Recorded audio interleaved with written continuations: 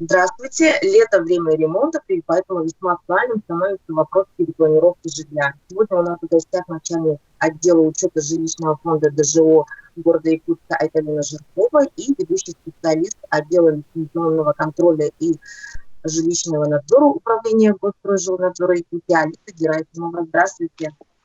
Айталина Николаевна, первый Здравствуйте. вопрос вам. Что же такое перепланировка и какие требования к ней есть? Так, перепланировки. Это у нас получается именно перепланировки помещений в многоквартирных домах. Они в соответствии с жилищным кодексом представляют собой изменение конфигурации помещения. Также есть такое понятие, как переустройство помещения. То есть это установка, замена или перенос инженерных сетей, санитарно-технического либо электрического оборудования. С заявлением на согласование переустройства перепланировки жилых помещений необходимо обращаться в департамент жилищных отношений, то есть услуга непосредственно предоставляется у нас, либо через МФЦ, на базе МФЦ, либо через сайт Е-Якутия, то есть это портал государственных и муниципальных услуг. Сроки предоставления услуги 45 дней, календарных дней. А прием у нас осуществляется именно в департаменте понедельник-вторник с 9 до 12 часов. Но так как у нас сейчас карантин, самоизоляция, у нас прием документов осуществляется через специально оборудованный ящик, который у нас висит в департаменте.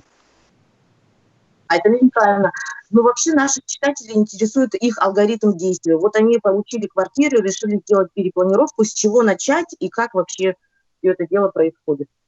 Ну, конечно, вопрос очень индивидуальный. Если это касается, например, новых домов, то есть нужно сначала оформить право собственности, потому что именно на получение разрешения обращается именно собственник помещения. А собственником он становится только после государственной регистрации права. Так, обращаются они к нам с заявлением. Пакет документов у нас, в принципе, небольшой.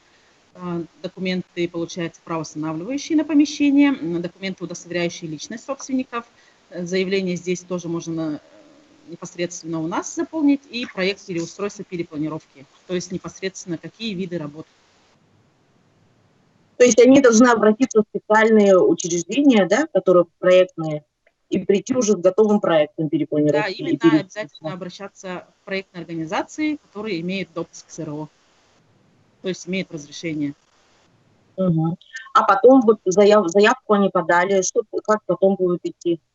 Так, заявления они подаются, рассматриваем их в течение 45 дней. После подачи заявления осуществляется выезд комиссии. Ну, насчет выезда тоже уведомляется, конечно, заблаговременно, за день до выезда их обзванивают. То, что такого-то числа будет выезд комиссии, чтобы были дома. То есть комиссия что смотрит? Как стоит до ремонта перепланировки, да? Да, до ремонта выезжает, получается, в соответствии с проектом, смотрит документы, ну и смотрит, выполнены работы фактически, либо нет. А после перепланировки это уже на приемку выполненных работ. То есть это после уже согласования перепланировки комиссии. Так, после согласования, получается, вот акт приемки выполненных работ, то есть повторно комиссия выезжает на приемку, если у них все в соответствии с проектом сделано, подписывается этот акт, обратно отдается это все собственнику, собственник дальше идет в органы БТИ и уже оформляет свою перепланировку, то есть меняет техническую документацию.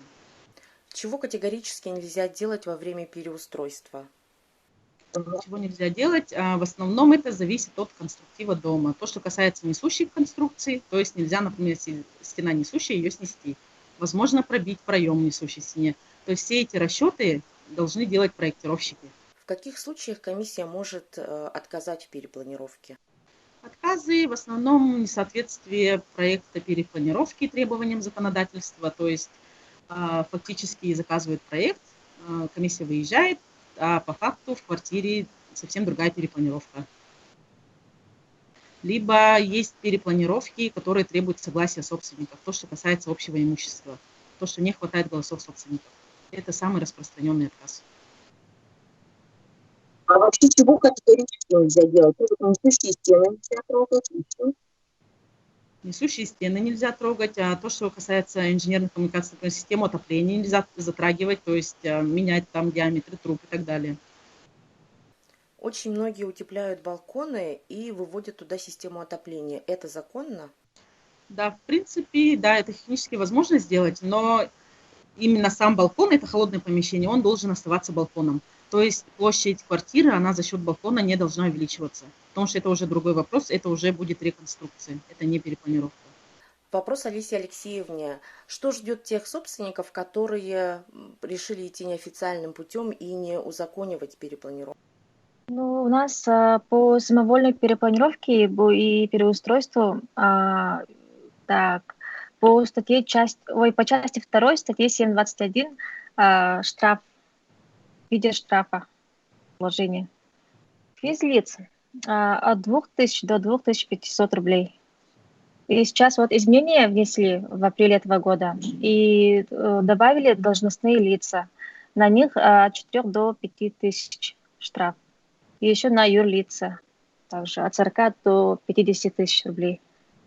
На юрлица тоже. Теперь вы можете штрафовать и юридические лица, которые провели незаконную перепланировку в нежилом помещении, я так понимаю, да?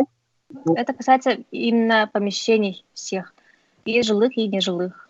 Как вообще надзорные органы могут выяснить, что в квартире была произведена незаконная перепланировка? Когда к нам поступают обращения, да, от граждан, бывает, от управляющих компаний, о том, что в такой-то квартире проводятся ремонтные работы, и они там, например, демонтировали какую-то перегородку, снесли несущую стену. И на основании этого обращения мы выходим на осмотр. Сначала мы запрашиваем Росреестр насчет правообладателя этого помещения.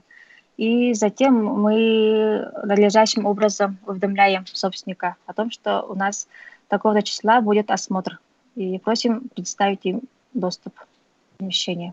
В доступе могут отказать собственники квартиры? Да, могут отказать, да. В таких случаях мы выходим на осмотр несколько раз, пытаемся выйти на осмотр. Но если доступ не предоставляют, то мы никак не можем дальше провести проверку, установить. Но потом я понимаю, что незаконная перепланировка, если сделана, потом эту квартиру сложнее продать, я так понимаю, да? Да, ну по идее, да, потому что перепланировка и переустройство какие-то изменения вы должны ввести в техпаспорт квартиры. Ну, если вот покупают такую квартиру, да, то это уже на совести покупателя, как бы сказать. Айталина Николаевна, а какие чаще ошибки люди совершают во время перепланировки? Я, например, знаю, что нельзя переносить мокрую зону над жилым помещением. Что еще? Да, мокрые зоны, то есть не должны располагаться над жилыми помещениями. То есть мокрые зоны должны оставаться на своих местах. То есть, возможно, расширение санузла, например, очень часто люди расширяют санузел, объединяют, расширяют, но это можно сделать, например, за счет нежилого помещения, то есть за счет коридора. А за счет жилой комнаты нет, по закону это не разрешено. А вообще вот интересно, как часто выявляют незаконные перепланировки, Алиса Алексеевна? Как часто? Ну, у нас еще бывают такие обращения, да, когда перепланировка касается мест общего пользования, то есть захват какого-то коридора, например, да, либо кладовую делают. В таких случаях вот согласие именно собственников помещений нужно, всех собственников. Вот к нам таких обращений, да, много поступает. Да, ну в таком случае нужно именно согласие всех собственников. Айталина Николаевна, наверное, еще чуть-чуть, вот если я захочу захватить часть коридора, позволяет, да, есть такая возможность, то тоже надо обращаться к вам с пакетом документов и с согласием всех собственников дома или подъезда, или этажа. Получается, если захват общего имущества, хотят коридорчик взять, это изменение границ помещения. То есть необходимо 100% согласие собственников всего дома. И обращаются тоже к нам. Ну, это, наверное, трудоемкая же работа, потому что сейчас у нас многоквартирные дома, где по 400 квартир. Да. Это очень сложно собрать. Практически невозможно, если дом очень большой. Да? А вообще есть прецеденты, когда люди собирали и все законно, значит, захватывали там часть общего домового имущества? Да, есть у нас такие случаи, но это, как правило, небольшие дома. Мгм. А Екатерина Николаевна, а если люди хотят застеклить балкон свой, это тоже нужно согласовать все? Так, балкон тоже разное. Если он изначально остеклен, ну, либо если он не остеклен, то есть это изменение фасада дома. И это изменение нужно с главным архитектором города Якутска согласовать. То есть любое изменение фасада согласовывается с архитектурой города Якутска. То есть надо обращаться не в ДЖО, а в архитектуру. Нет, это нужно будет заказать проект именно перепланировки, плюс фасад, получается, в этом проекте. Нужно получить согласие архитектора, а потом уже обращаться к нам непосредственно в комиссию, потому что это тоже входит в нашу компетенцию. Спасибо большое за развернутые ответы. Надеемся, что законных перепланировок в Якутске станет больше. Большое спасибо за внимание. До свидания. До свидания. До свидания.